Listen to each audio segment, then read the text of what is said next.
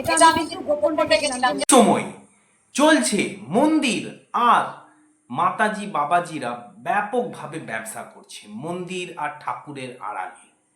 Welcome to our channel Suman Sunanda vlogs. তো বন্ধুরা, আপনারা যারা কমেন্টে লেখেন যে এই মাতাজি বাবাজিরা মঙ্গলা মায়ের মতো এরা মন্দিরের আড়ালে ঠাকুরের আড়ালে চলছে ভয়ঙ্কর ব্যবসা, কিছুটা মানলেও কিছুটা যুক্তি দিয়ে আমি আপনাদেরকে বলে দেবো যে কি হচ্ছে, সত্যিই কি ব্যবসা, আর ব্যবসার আড়ালে কি চলছে। এত ধরনের কারবার, এগুলো যদি সাধারণ মানুষের কাছে চলে যায় কোনো দিন, তাহলে সাধারণ মানুষ কি মনে করবে যে আমরা সত্যিই কি মায়ের কাছ থেকে উপকার পাবো, না ব্যবসা বাণিজ্য করে মাতাজি বাবাজিরা বড়লোক হবে আর তাদের প্রপার্টি তৈরি হবে, ঘর বাড়ি, হ্যাঁ, জায়গা জমি, এই যে গাড়ি, হ্যাঁ, এইরকমভাবে তারা বড়লোক হয়ে উঠবে আর মন্দির মাতা মানে ঠাকুরের আড়ালে চলবে ব্যাপক হারে পয়সা। বর্তমান সময়ে দেখা যায় যে দান পেটিগুলো খুললে লক্ষ লক্ষ টাকা পাওয়া যায়। দান পেটি তো আপনারা সকলেই বোঝেন, কিন্তু একটা কথা আপনাদেরকে বলে দিই যে কিছু পয়সা ইনকাম করতে গেলে মানুষের কাল ঘাম ছুটে যায়, কিন্তু মন্দিরগুলো করে ব্যাপক হারে ইনকাম হচ্ছে। তাহলে সবাই তো এরকম করতে পারে, একটা করে ঠাকুর বসিয়ে দেবে আর ইনকাম করার জন্য করতেই পারে, কিন্তু হবে না। যেটা হবে না সেটা হবে না। বিষয়টা হচ্ছে এই রকমই যে মন্দির নিয়ে যারা ব্যবসা করছেন, ঠিক আছে, ব্যবসা বলা যাবে না, যারা ডুপ্লিকেট ব্যবসা করছেন মন্দির নিয়ে তারা কিন্তু ডুববেনি, একদম নিশ্চিত। আর কৃষ্ণকালী মায়ের মতো যারা ব্যবসা করছেন মনে হচ্ছে ব্যবসা, কিন্তু না। দেখুন দিন দিন প্রোগ্রেস হচ্ছে, যেখানে কালোবাজারি থাকবে তারা ডুবে যাবে, আর যারা সত্যির পথে চলবে তারা কিন্তু ধীরে ধীরে ওয়ান স্টেপ মানে একটা সিঁড়ির ধাপে ধাপে তারা এগিয়ে যাবে। মঙ্গলা মাও কিন্তু এগুচ্ছে।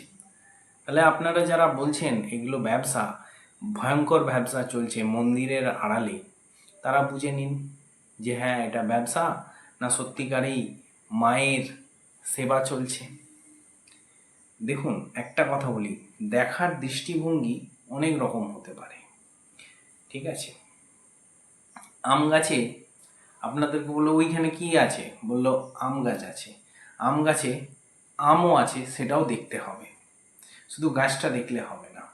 তেমনি মঙ্গলা মা যে এই যে কৃষ্ণকালী মায়ের এখানে সেবা করে এখানে প্রচুর অর্থ জমা হচ্ছে, সেই অর্থগুলো তার বাড়ি গাড়ি অনেক কিছু হচ্ছে, অনেকে বলছেন এই কথাগুলো, আমার চোখে ধরা পড়েনি, ঠিক আছে। তো দেখুন একটা জিনিস, যে একটা আম গাছ লাগিয়ে যত্ন করতে হয়, তারপর সেই আম গাছটা একদিন ফল দেয় এবং আপনি আরও যত্ন করলে অনেক বেশি ফল পাবেন, ঠিক আছে। তো কৃষ্ণকালী মাকে নিয়ে যে লড়াই মানুষের সেবার্থে, মানুষের সেবা করার জন্য, সেটা কিন্তু মঙ্গলা মা কিন্তু লড়েছেন। তার ফলে আজকে এত বড় মন্দির দু জায়গায়, বেলেরার মন্দিরও হয়েছে আর গুসকরা কাঁঠালডাঙ্গারও মন্দির হয়েছে। তো এটা কিন্তু একদিনে হয়নি, হয়েছে কি একদিনে হয়ে গেছে, এটা কিন্তু ধীরে ধীরে ধীরে ধীরে লড়াই করতে হচ্ছে। যে লড়াই করে জিততে পারবে সে হবে, সে করতে পারবে। মঙ্গলা মাও কিন্তু অনেক লড়াই করেছে, ঠিক আছে।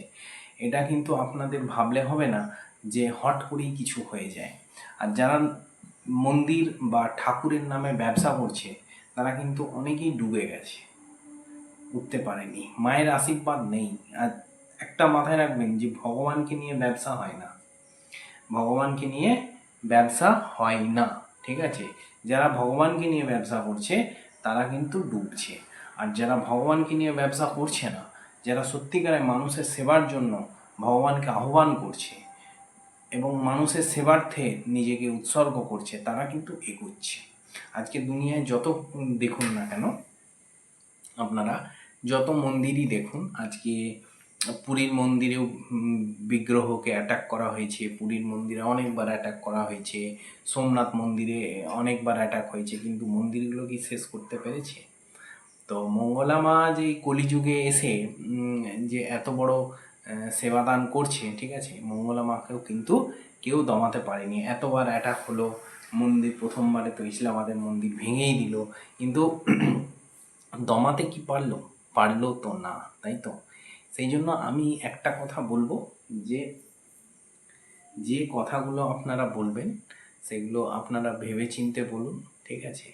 খালি বলে দিলেই হবে না, যুক্তি সম্পন্ন কথা বলুন, ঠিক আছে। কমেন্টে লিখুন আমার কথাগুলোর মধ্যে যুক্তি আছে কি নেই, ঠিক আছে। দেখবেন আপনি যে জিনিসটা প্রতি ভালো জেদ রাখবেন না, ভালো জেদ, দু ধরনের জেদ হয়, একটা খারাপ জেদ, একটা ভালো জেদ। তা ভালো জেদ যে রাখবে সে কিন্তু জীবনে কিছু করতে পারবে, আর যে খারাপ জেদ রাখবে সে কিন্তু জীবনে কিছু করুক আর না করুক অবশ্যই ডুববে, ডুববে, তার নৌকা ডুবে যাবে, সে কিন্তু কুল কিনারা পাবে না, ঠিক আছে।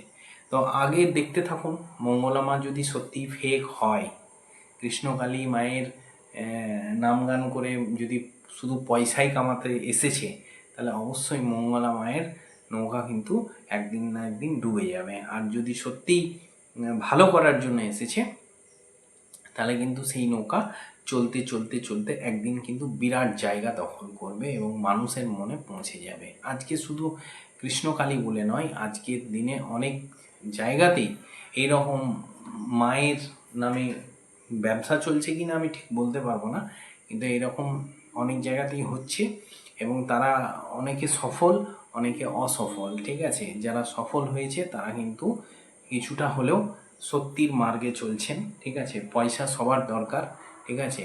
এবার মন্দির করে যে পয়সা কামাচ্ছে কিনা সেটা অবশ্যই আপনারা বলবেন, এটা আপনাদের ওপর ছেড়ে দিলাম, ঠিক আছে। আপনারা বলবেন যে হ্যাঁ সত্যি যারা যারা গিয়েছেন ওখানে মঙ্গলা মায়ের বলুন বা যেখানেই বলুন, সত্যিই কি উপকার পেয়েছেন না পাননি, না পয়সা লুট করে নিয়েছে, এগুলো আপনারা কমেন্টে জানাবেন, ঠিক আছে। কমেন্ট বক্সটা ওই জন্যই খোলা আছে যে আপনারা জানান আমাকে যে কি হচ্ছে, তবেই তো আমি আরও ভিডিও আপনাদের বানাবো, হ্যাঁ, যাতে আরও মানুষের কাছে পৌঁছে যায়, হ্যাঁ, উপকার পেয়েছে কি না, আর ব্যবসা মানে মন্দির বা দেবী দেবতার আড়ালে ব্যবসা চলছে কি না সেটাও জানান, ঠিক আছে। তাহলে আমি একদম ওপেন টু আমি ভিডিও বানাবো আর একটা, এবং সবাইকে জানাবো এই বিষয়গুলো, কমেন্টে জানান আপনারা, ঠিক আছে। যাই হোক, বিশেষ কি বলবো, আপনারা যাই যা বলার বলুন কমেন্ট বক্সে, কমেন্ট বক্সটা আপনাদের জন্যই আছে, ঠিক আছে। আজকের ভিডিওটা এখানেই শেষ করছি, ঠিক আছে। অবশ্যই চ্যানেলে নতুন হয়ে থাকলে চ্যানেলটাকে সাবস্ক্রাইব করে রাখবেন, ভিডিওটাকে লাইক করবেন, দূর দূরে শেয়ার করবেন বন্ধু বান্ধব আত্মীয় স্বজনের মধ্যে, আর অবশ্যই লাইক করতে ভুলবেন না, আর অবশ্যই কমেন্টে লিখবেন হর হর মহাদেব, জয় কৃষ্ণকালী মায়ের জয়, জয় মা মনসার জয়, যে কোনো দেবী দেবতার নাম নিয়ে একটা কমেন্ট লিখুন, দেখুন আপনার কাছে একটা সুখবর পৌঁছে যাবেই যাবে, ঠিক আছে। যাই হোক, আজকের ভিডিও এখানেই, গুড বাই।